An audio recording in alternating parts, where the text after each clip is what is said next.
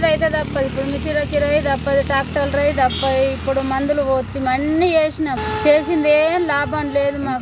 కనీసం మా బిడ్డకు భూమిదారులకైతే ఎట్లన్నా ఇచ్చేదాకా అయితే ఇట్సనే పెట్టారు.